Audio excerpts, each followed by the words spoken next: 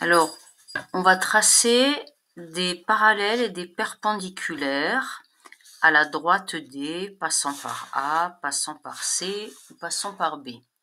On va commencer par les perpendiculaires avec l'instrument classique, à savoir l'équerre.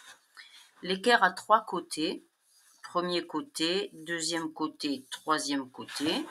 Les 2 côtés qui nous intéressent sont les 2 côtés qui touchent l'angle droit ici. On dit les côtés adjacents à l'angle droit. Si je dois tracer la perpendiculaire à D, je commence par poser mon équerre sur D. Comment? Très soigneusement. Un côté adjacent à l'angle droit qui est posé sur la droite D. Je veux tracer la perpendiculaire à D passant par A. Là, mon équerre est mal posé parce que le point A est au-dessus. Donc, je recommence. Je pose mon équerre. Par exemple, un côté adjacent à l'angle droit, celui-là. Je le pose correctement sur la droite D et je vais venir glisser jusqu'à mon point A. Je glisse en faisant attention de ne pas tourner l'équerre. Donc, je glisse, je glisse, je glisse jusqu'à ce que l'autre côté adjacent à l'angle droit soit bien positionné sur le point A. Quand je suis positionné, je vérifie que mon équerre est là, je viens de bouger, que mon équerre est toujours bien posé sur la droite. Donc là, mon équerre est bien posé sur la droite. L'autre côté passe par le point A, qui est là. Et là, je trace sans forcément aller jusqu'à la droite, parce qu'on va tout simplement prolonger. Donc, je trace et j'ai bougé. Voilà, donc je recommence en calant bien mon équerre.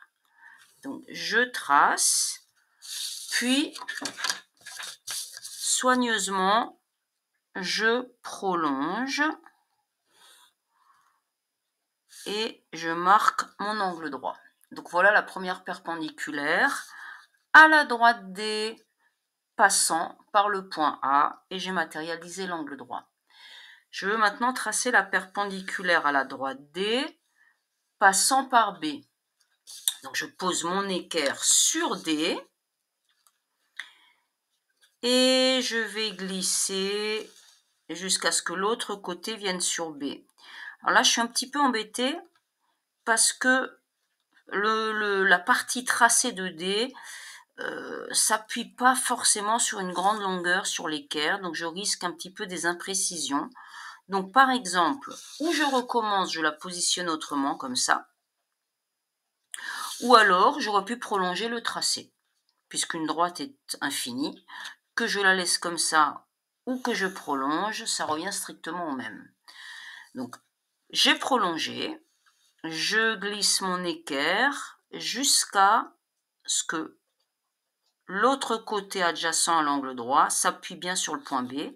Mon équerre est bien placé, bien positionné sur D.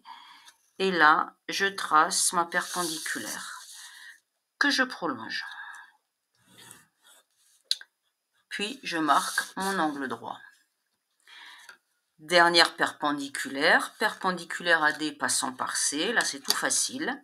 Je pose mon équerre jusqu'à ce que l'angle droit soit sur le point C. Je veille à ce qu'elle reste bien positionnée. Il faut être un petit peu méticuleux. Et là, je trace ma perpendiculaire que je prolonge. Et voilà mes 3 perpendiculaires. Maintenant, si je veux faire la même chose avec la réquerre. Donc, j'ai la même chose. La réquerre, c'est un instrument qui fait tout, qui fait règle et qui fait équerre. Donc, sur une réquerre, on a cette ligne-là qui est très, très importante. Donc, c'est elle que je vais poser sur la droite D. Donc, je pose cette ligne sur la droite D et je glisse jusqu'à ce que j'arrive au point A. J'y suis, je vérifie que ma réquère n'a pas trop bougé, que cette ligne est bien appuyée sur la droite D. Et là, je peux tracer ma perpendiculaire. Je vais faire la même chose au niveau de C. Donc cette ligne est bien positionnée sur la droite D. Je m'appuie jusqu'au point C et je trace ma deuxième perpendiculaire. Et enfin, troisième perpendiculaire à D passant par B. Je pose toujours donc cette ligne-là sur la droite D jusqu'à ce que l'autre côté de la réquère soit sur B. Et là, je suis bien positionnée et je peux tracer ma perpendiculaire. On voit que les tracés avec la réquère sont particulièrement rapides.